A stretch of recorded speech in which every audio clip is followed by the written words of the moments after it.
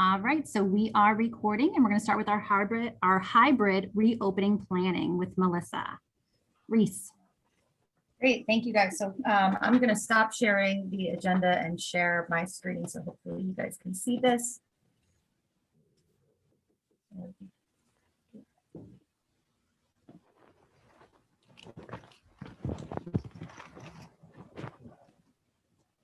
right. So if you have listened into any of our board meetings, this will be fairly familiar for you to you guys. There was some discussion at the board meeting, not really any decisions made, but some very crucial things that Dr. Brown ran through in her presentation. And really some major sticking points that as we begin this transition to in-person instruction around facilities, technology, professional development, some new things that we really haven't touched on before are cafeteria plans and transportation, communications as always, the arrival and dismissal procedures, and then just overall health and wellness. So this was a lot in a little bit of time, and I apologize, I talk very quickly. So if you guys do throw questions in the chat, Shannon or Karim, if you just want to monitor those, we can either come back to them at the end, or maybe just grab me in the middle if I just said something, okay? So the facilities update. It's no surprise ASD has aging infrastructure and older buildings. So when it comes to meeting the CDC guidance, our facilities department has had to do a lot of work. Some of it is really simple. Hygiene and social distancing signs. If you guys have been to a building to pick up a laptop, you'll see the signs that say you have to wear a face covering. If you make it inside the building, you'll see the social distancing markers, the hand washing reminders. All of our buildings have really done a great job of putting that signage up there. Some of these updates were a little bit more cumbersome. We received a grant in November to upgrade the air ventilation, HVAC filters, that bullet you see about germicidal irradiation devices. I've learned a lot about those through our facilities department. And those upgrades started happening as soon as we got the grant. But anytime you do something in ASD, you have to do it 1,000 times, or you have to do it 25 times if it's at each building or each classroom. So it's taken our facilities department some time to go through and make all of these upgrades.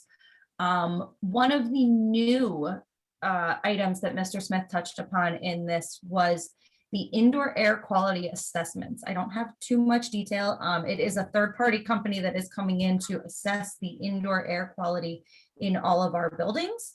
I know that timeline is happening very soon. I believe he said that would be either started or completed at the end of the month. I'm not exactly sure, but it's something that other large urban districts have done.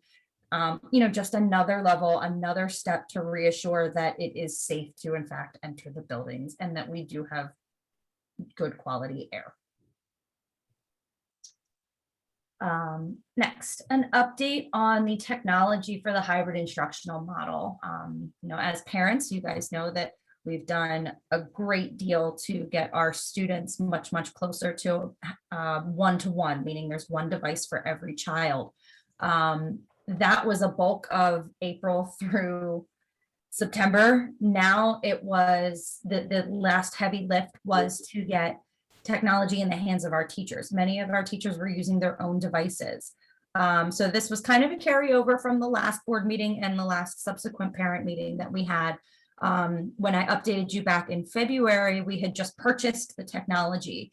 In the last month, our IT department has also gone into overdrive, configuring 1,200 laptops, getting them distributed to every school site, getting them actually installed in the classroom. So it's not only is it a laptop, but there's a small camera that gives you a wide angle view of the classroom so that they can see all of the hybrid students can see the students at home. It's an external monitor, so you can have all of your Zoom kids on one monitor and your instruction on the other. So everyone has two screens.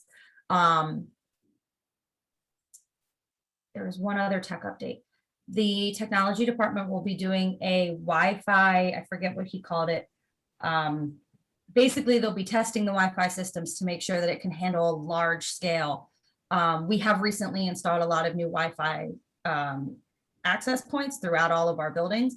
So now it's just, one final assessment to make sure that we're really ready to have a lot of computers in the buildings. Melissa, we just have a question in the chat room. Will Sure. the air quality assessment be done before the next board meeting? And that is from Tammy. I don't know. I can check my notes from this morning once I'm not screen sharing. I don't remember if I apologize for that. I don't know if he had a hard time. I don't know if I wrote down the hard timeline. Just as a reference, they were in Central doing the testing of the air quality in each of our rooms on Monday. So it has at least begun already. Great, that's a good sign. About how long did it take, Dan? About a half a day, it seemed they got through our building, and we have quite a few rooms. All right, so they're probably doing a couple a day if they can. Melissa, I have in my notes from this morning that he expects to have a report on the assessment by the 24th. Perfect, thank you, Katie. Teamwork, guys.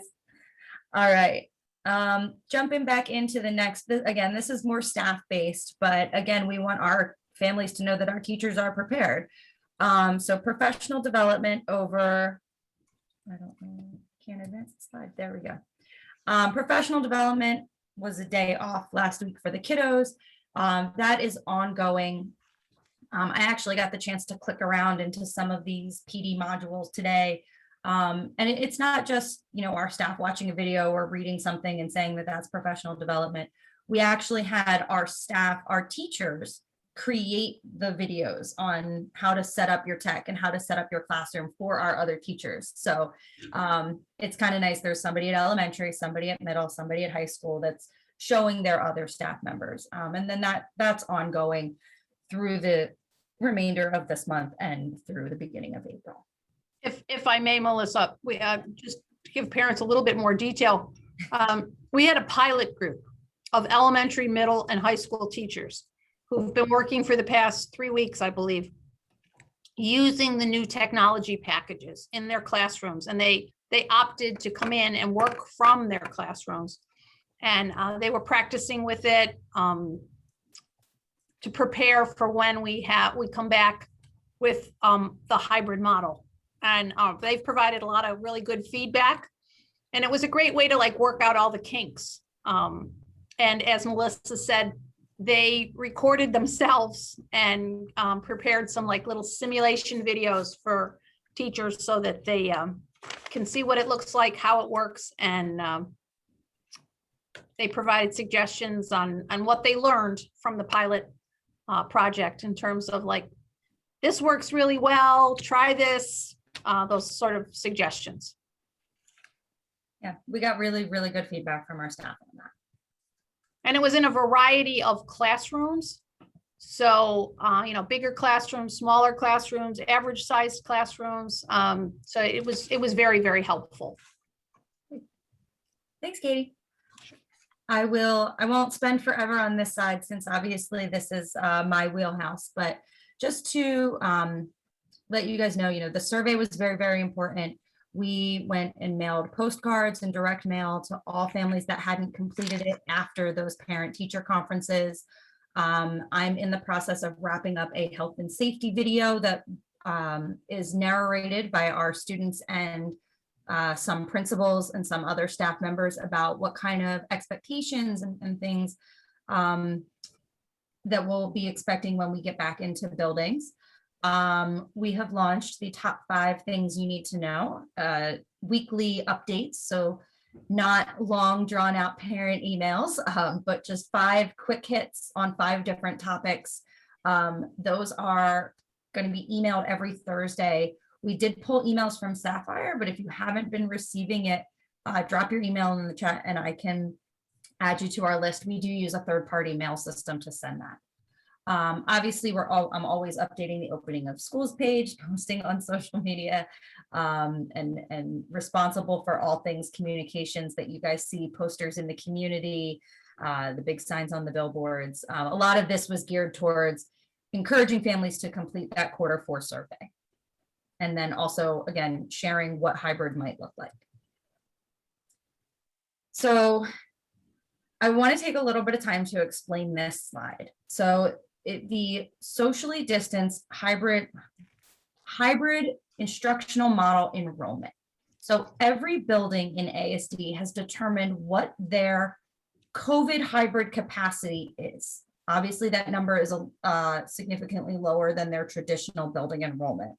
All of those added together, at capacity, ASD could enroll 10,500 students in the hybrid model. Based on the results of the survey from last Monday, we currently have 5,637 students that have opted for in-person learning. Now, I checked the survey right before jumping on here. We have about another 1,600 or so. So those numbers might jump up a little bit, but as you can see, we're not very near to that 10,000. So none of our buildings are really at capacity. And you can see down here, it's broken out a little bit more. So across all of our elementary schools, the regular enrollment is about 7,400 kids. That's a lot of little kiddos. The capacity for hybrid would be just under 5,000. Melissa, if I can just cut in just a second. So when we look Absolutely. at capacity, I know other buildings did things very similarly, but myself and my assistant, we went room to room and we measured. And we set up desks to see what the 6-foot radius is between desks and how many desks we could fit in each room within our building. So that's how we were able to come up with what our hybrid numbers could be and what our capacity is, based off of how many we can fit in a classroom, socially distanced, 6 feet apart. So that's where that number comes from. Yep. So from the high level, 10,000 is our max across the board, to total at the elementary, down to how many can fit in each building. And obviously our buildings come in all different shapes and sizes. So those numbers vary from building to building. And knowing exactly down to how many students are able to be in each classroom. That's a lot of work that the district has done over the last couple of weeks to really drill down on those numbers and also determine at the grade level and the building level how many students we're able to have back in a hybrid model. I do see your question in the chat about how many students in a classroom. So that's really dependent on, yep, there you go. So Shannon answered it wonderfully. It really is dependent on the size of the classroom. So there's not going to be a hard number of how many students are able to return in person. It's going to depend on the building, the size of the classroom. Some buildings that have smaller classrooms may move around. You know, you, Shannon and Dan, you guys may have already been doing that work at the school to relocate a smaller classroom to a larger space to allow for that proper distancing. So I can answer that question there about elementary students moving. And Dan, I mean, maybe you can provide what you're doing at Central, because things work a little bit differently, especially with our push and support.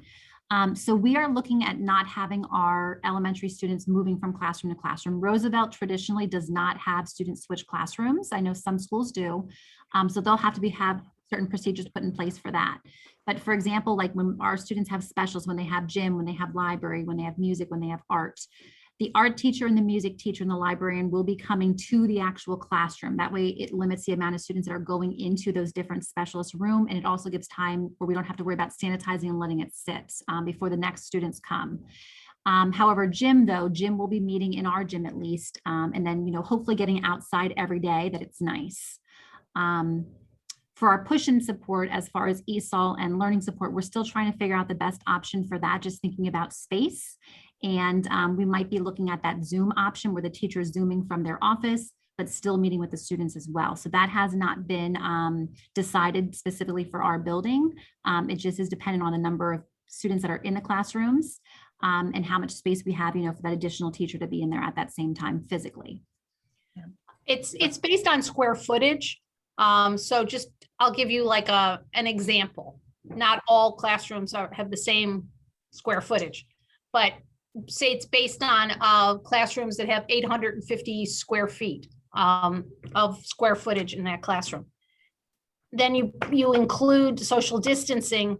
So we have a range, like smaller classrooms, the capacity may be 12 students with social distancing. In Other classrooms, it might be 16, and I think the largest one was 18. So on those in-person, with those in-person cohorts, that would be the capacity of that classroom based on the square footage of that classroom.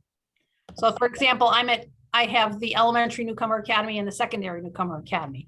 And based on the square footage at those two buildings, I can have a maximum of 12 students in person in those classrooms during in-person learning. But there might be a larger classroom at Allen High School or at Deerfield High School, or perhaps even at Roosevelt, there might be a larger classroom that could accommodate 14 or 16 kids. Yeah, I was walking around Union Terrace the other day and the ranges were from about 12 to 18, depending on the rooms. And there's some are set up, some are not. Another important thing on this slide to note too, when we're talking about the 5,000 plus enrolled in hybrid learning, that doesn't mean, you know, they're coming back every day. So that number is again further split in half. So the buildings are really tasked with breaking it out at the classroom level to make sure that there's a balance there with the number of students that are in person and the number of students that are online. You know, we haven't heard of many instances where, you know, you have a teacher that has 36 kids and they're all coming back or something really crazy or unbalanced like that. You know, we're looking at these numbers and I think it's about 4,000 that are choosing to stay online as of, no, that number doesn't match.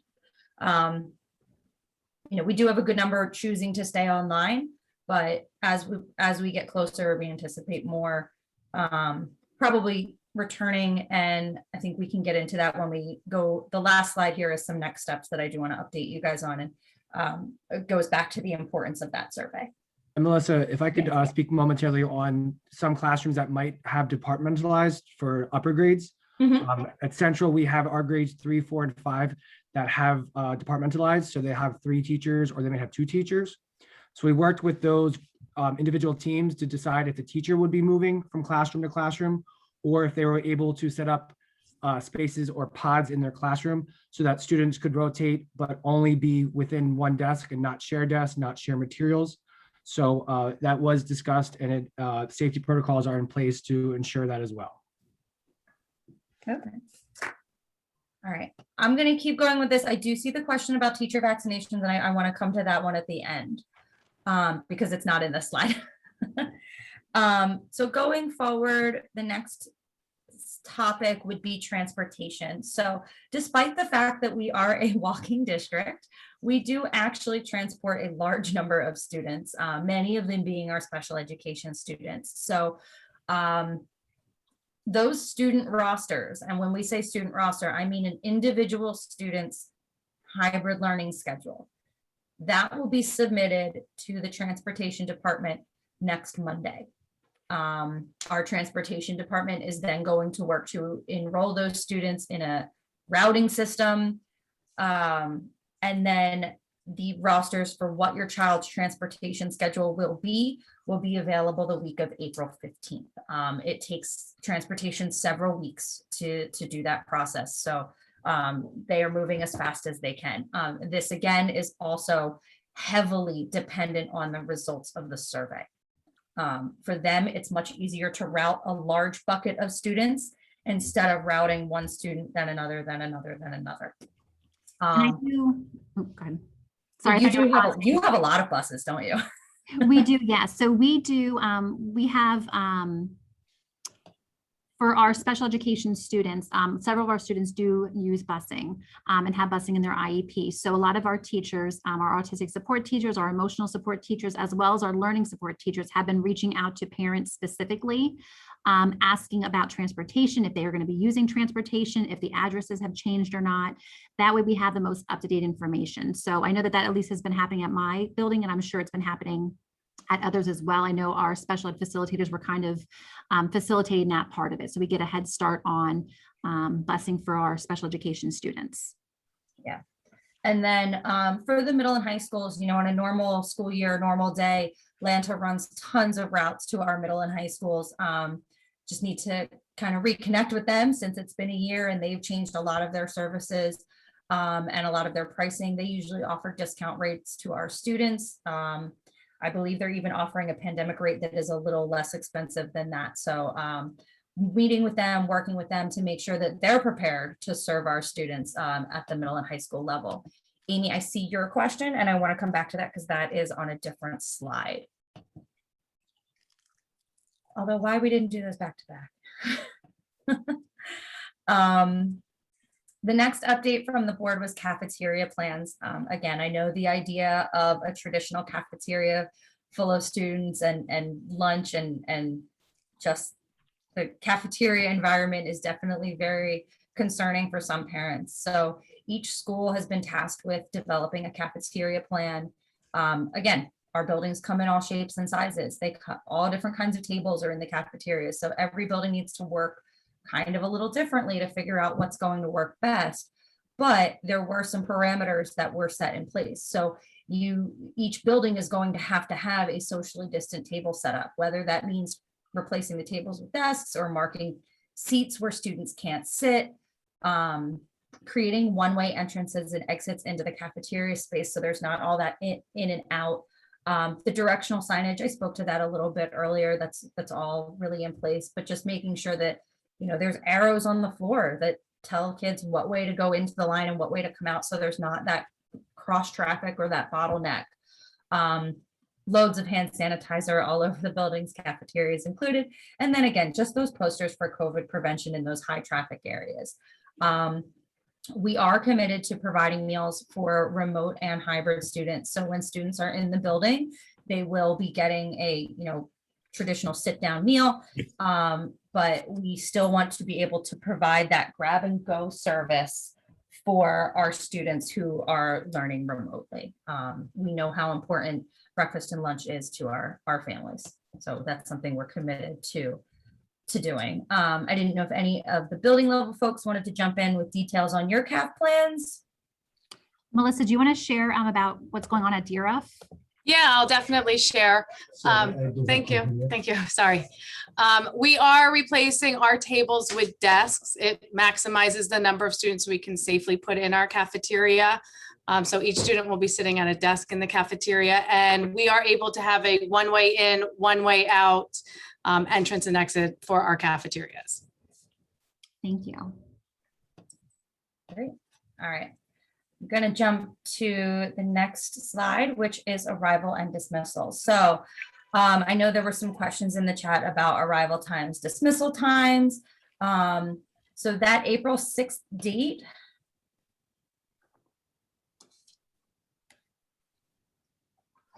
seems later than I thought. Okay, so this is where I wanted to also come back to the survey. So the AB scheduling is going to be based solely on the results of the survey, and the buildings are tasked with splitting out who is an A cohort student and a B cohort student. The survey will close today. Actually, I'm going to close it after I get off this meeting. Then when we finalize all that data, there will be a temporary pause in selection to allow for our buildings to process and put kids in the right space. From there, we'll reopen it as it gets closer to April. But my understanding was that those individual schedules could be communicated out and put into Sapphire as early as next week, because that was what the transportation was hinging on. Melissa, do you want me to address some of those questions? Yeah. So we are looking at doing, I know the high schools and elementary schools, we're trying to be consistent in thinking about siblings as well and make sure that we're scheduling them on the same days. So we are looking at doing an AM split where like I should say AM, not time-wise, but AM letters of the alphabet for last names. So students that have last names from A to M, they will be part of cohort A. So their meeting days in person, if they choose to be in person, will be on Mondays and Tuesdays. The buildings will be closed on Wednesdays for deep clean, but however, that's still going to be instruction in asynchronous time. And elementary is going to be doing an asynchronous Wednesday, which the AM will be meeting with the teacher in small groups. The PM will be asynchronous. And then when it comes to cohort B would be looking at letters N through Z of the alphabet, and they will be meeting on Thursdays and Fridays. Your cohort A students, when they are not in school on, when they're not in school on Wednesday, Thursday, Friday, they're still Zooming in with their teacher virtually. And the same thing for your cohort B kiddos. When they're not in school on that Monday, Tuesday, Wednesday, they're still Zooming in with their teacher. So they still have school, the 5 days a week. It's just a matter of, only 2 days that they're actually in person. I know somebody had mentioned about siblings. Yep, we did factor that in as far as siblings with different last names. So we are coordinating that. I know at our level, our teachers are going in and notifying us of who the siblings are. That way we make sure that we schedule them on the correct days together to make it easier for parents. If families, happen to have an issue when it comes to like whatever days are being scheduled, I mean, we're going to honor as best as we can and accommodate parents. However, we also have to look at capacity. So, if students are scheduled to come Monday, Tuesday, but now the parent wants them to come Thursday, Friday, if that class is already at their capacity, we're not going to be able to make that accommodation. But, if there are issues, just reach out to your building principals, main office, and speak, about, what your concern is, and we'll certainly accommodate if we're able to. Absolutely. And Melissa, the high schools and the middle schools have already been doing asynchronous Wednesdays. So for our secondary students, that kind of schedule, that Wednesday is still going to allow for the asynchronous day at the secondary level, and also give our custodians a chance to get in and deep clean the buildings between cohorts. And then, hopefully, like I said, all of that information should be in Sapphire in the next week or so, couple of weeks. Last couple of slides here, the health and wellness stuff. I mean, we've said it a million times. We can't say it enough. Health and safety has been the top priority as we've been developing these plans. So since last March, our facilities department again has really stockpiled the PPE. To date, I think we have over 50,000 of the washable face masks. Some are just plain, some have the school logos on them. And then things for our staff, face shields, gloves, hand soap, the hand sanitizer. Our security staff has been trained as our health ambassadors. So when someone walks into the building, they're going to be the main person there to remind them to wear their mask or, grab some hand sanitizer before you go. I skipped over the app. We're still developing that. There's been a small, I don't want to say small hiccup. It's launching an app is very difficult. We're learning. So there's been a hiccup actually with the Apple Store, which is causing a delay to roll that out. But we're hoping that really comes into, gets launched soon. It's all in Apple's hands at this point. But this is not anything new. You guys have seen this slide or version of this slide before. So those next steps before I jump to the questions in the chat. And I did add a bullet to Dr. Brown's slide from the last board meeting. So today, after we end this meeting, like I said, I am the keeper of the surveys. So I will be closing the survey and turning that information over to our accountability department, who will add it to our final totals. We will get that to the buildings, and then the buildings are being tasked with creating and developing those cohorts based on the results of those surveys. So if there's a family that we haven't heard from, if you can get to them in the next half hour, have them fill out that survey. If not, they will be listed as a virtual student for the remainder of the year. Next Tuesday evening, we do want to have another one of these meetings a little bit more geared towards our Spanish-speaking families later in the evening. We've also had a lot of folks express interest in joining this group, and the times just haven't seemed to work. So we will get Karim's interpretation live working with Zoom, and then also send out that invite. So if there's somebody that that wants to join these meetings that's been stuck at work, let them know an invite is coming, have them fill out the survey or the short survey for this specific group, not the Q4 survey again. Content wise, it won't be much different than today. So if you guys are on here, don't feel like you need to come back, or that I'm going to be dropping some secrets on March 23rd that we haven't already shared with you. The next couple of updates for next step, the COVID mitigation walkthroughs will start next week. Those are at the building level, just making sure that all of the things that we just shared with you are in fact in place and ready to go. April 2nd, the second round of enrollment opens. We did share this publicly, and it was pointed out to me later today that that is in fact spring break. So I will have to re-verify that date. But the second round of enrollment, what that will do is sometime in mid-April, we'll reopen the survey so that if there are families that have changed their mind after they get their cohort assignment or after they discover that their child is still a virtual child and they want them to return back to in-person, that will be the time frame to make some of those changes. But closing the survey again for that window gives the buildings the chance to at least set something. Because you can't do it when there's 10 kids coming in every day new. And Melissa, I just also want to cut in there too. I said before that, we are going to be accommodating families as much as we can. But again, we really have to make sure that we're following those safety procedures, and we have a max capacity in those classrooms based on square footage. And we really don't want to have to be changing students' teachers. So, they've had them for 3 quarters. So if a student were to come in who did not fill out the survey, they now want to come in, they want to be in the building. However, that classroom is at capacity on both the cohort A Monday, Tuesday schedule and also the Thursday, Friday. We won't be able to accommodate them in that classroom. So if the parent wants them to come back, we would have to potentially at that point look at putting them into a different teacher's classroom, which again, we don't necessarily want to do because it's not necessarily the best interest for the child, setting up those routines and those relationships all over again. So just something to keep in mind, but, of course, we are going to try and accommodate as much as we can. But again, safety, has to come first. Absolutely. And then right now the schedule, if we can hit all of these timelines, the schedule is that all of our staff would return to the buildings right after spring break. Elementary students would then return about 2 weeks after that, with secondary returning another week. That lines up nicely with the end of the semester, but also gives a little bit of balance to the different cohorts, doesn't force anybody to start in the middle of the week or miss days.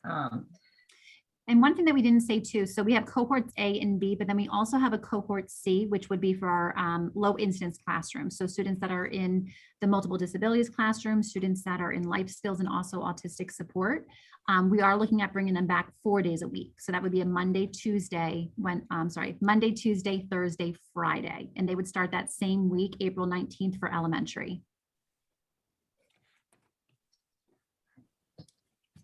And then we had That is the end of the presentation. I did want to address some of the questions in the chat that I know I can speak to. I'm going to stop sharing my screen. One was the high school schedule, if it stays the same, the high school schedule. That was one of, I wrote down that. So that is still being worked out. There's some conditions with LCTI. Transportation, again, is another huge one. I think they're looking to finalize that by the end of the week because, I think it's Amy pointed out, there's that 90-minute lunch break that makes it really awkward if you tried to go back on a regular day. So there might be some adjustments to the high school schedule, changes in instructional preference. But again, that's going to be once they get that finalized survey data and students in cohort, that'll all come out in one email letter specific to your student, which I have the template. I'm just glad I don't have to do individual ones for every student. The question, Is block scheduling still being used at the high school level, Melissa? Yeah, if I can jump in that a little ones that can bit. Jump in. Yeah, and like Melissa said, it's not finalized yet. We're hoping by this week, but we are looking to go back to a more traditional start and end time from about 7:15 to about 2:45. The block scheduling will be on a Monday. You'd have periods 1, 3, 5, and 7, and then Tuesday 2, 4, 6, and 8. It kind of mirrors what we're doing right now. The periods won't be as long as they are right now because we do have to put lunch in the middle, but lunch won't be 90 minutes as well. So it's all, we're ironing it all out, but I can just tell you, we do have to worry about LCTI students as well. So that's what we're trying to make sure that we work in collaboration with them to make sure all of our students have the opportunity to come back. I hope that helped. Thank you. I do see a question in there about Accelerate. So Accelerate and Edgenuity are the, make sure I'm saying this right, educators, the core curriculum for the remainder of the year. So they're still going to use that as the curriculum guides. You know, obviously in-person will look a little bit different. Okay. I did see a question. So if a child answered no to in-person learning and changed their mind, at this point, if you can get them to fill out the survey again in the next 20 minutes, that's fine. If not, I would say contact the principal and just let them know that you have changed your mind and you do want to be assigned to an in-person cohort. Yeah, that's the same question there. Yeah. So if you previously responded, then just, you know, we're taking the most recent survey results and giving them to buildings. We have had families fill it out multiple times and change their minds. It's completely okay. We know that it's going to happen. There was a question about notifying parents in the district. So, you know, without speaking to HR or student services, the procedure that is outlined on our website for staff is that if you are a close contact, you will be notified. Above and beyond that, you know, there's some detail that we will work with the health department to figure out if, you know, if there is an outbreak. An outbreak is defined in a certain way by the health department. You know, and if we do need to close buildings, you've seen districts throughout the Lehigh Valley close and reopen, and you know, they're all following the same CDC guidance, and we'll continue, you know, we'll follow that as well. I think the only other question I don't think I answered is the the uniforms one. So the uniforms question, as of right now, the uniform policy is a policy, so it is a little bit difficult to change a policy. There was some discussion at the board meeting about that. I know we had said that we wouldn't penalize a student if they were out of uniform compliance. There's been some discussion at the board level. I'm not sure if they will be changing or abandoning at this point, but I would say, you know, uniforms will be encouraged. And then, you know, if you're not in uniform, that we're going to try and develop some guidelines to, you know, what would be appropriate, what not would be appropriate. Tarsha, I see your vaccine.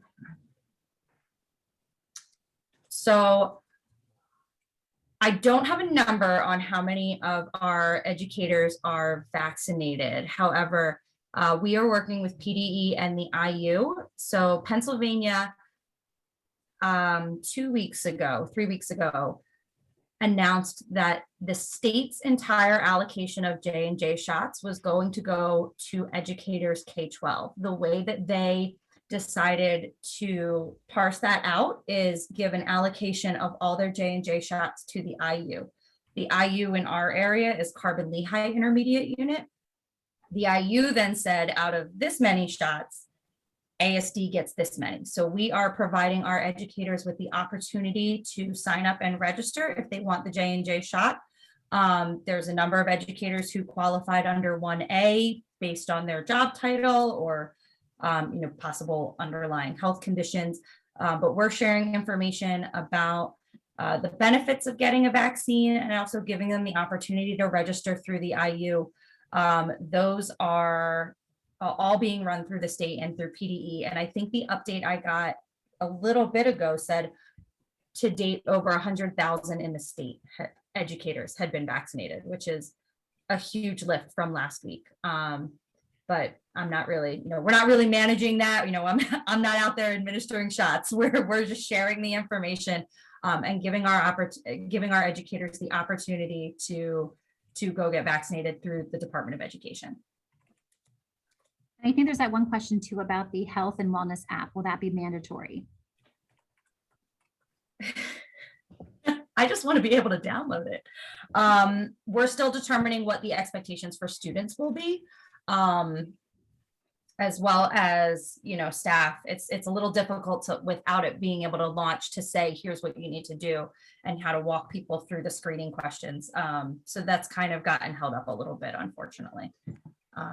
Definitely a little sad about that.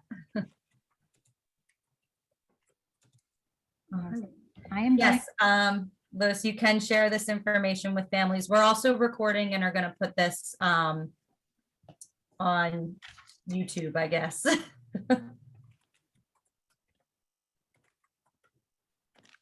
So then as far as taking a look at our agenda, we did talk about the survey update as we were talking kind of through that presentation. So really looking at next steps, and I think it was kind of captured in your slide, that last slide that you presented, Melissa, as far as the survey deadline closing today temporarily and then it reopening again. But really that the importance of us being able to collect that data, especially at the building level, it is quite a task going through and, you know, making sure that we're not missing anybody, making sure that we're aligning it with siblings, not just at the elementary level, but also thinking at the middle and high school level as well. So we definitely need some time to be able to work on that at the building levels before we submit them next week. Any other parent questions at this point based on the information that you saw, or any other questions that you might have? Feel free to come off a mute or you can put them in the chat. Again, I will be putting all of these notes into the agenda and I'll be sending that to everybody along with the question and answers for those that we do have answers for. Actually, I'd also like to add, a lot of these questions are going to be covered in the FAQ that I've also developed. Just waiting for it to be finalized. And, you know, my plan with the FAQ is that I want to get a bunch of the questions out there. And then we know that more things will be coming up as we get closer. And, you know, so it'll be a kind of a living, breathing FAQ. It won't be, these are the questions and these are the answers forever. Things may change as we get closer to returning, and new things may develop that somehow we haven't thought of. Absolutely. And then before anybody pops off, if there are any questions, you know, this is the rest of the agenda that we have for today. If anybody did not sign in to the chat with their name and then also the grades that their children attend, or the grades their children are in, and even the school, if you want to add that as well, if you can please just add that into the chat. That way we can have an idea again as to what type of representation we have here with our families. And our next meeting date, let me get the actual date for you, is, what did we say, Melissa? It was, I think it would end up being the 20th. Oh Yep. boy. April 20th. Technically, that might be your second day back, Shannon. Possibly April 13th. We'll confirm exactly when that meeting is going to be. Just the 13th might be a little bit more manageable.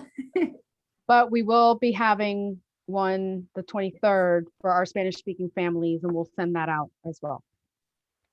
23rd. Amy, I see in your chat that the questions that the athletics program used to screen, we've been working with St. Luke's to get those questions into the dedicated ASD health app. The book bags question, Melissa, can you answer that? Yeah, I'm actually not sure yet. I'm not quite sure how we're handling book bags or lockers. So I'm working on that.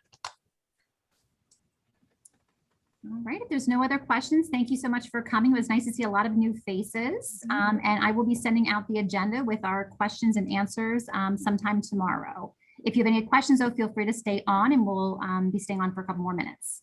Thank you, everyone. Really appreciate everyone coming on. Thank you, everyone. You want to end the recording? If I can figure out how.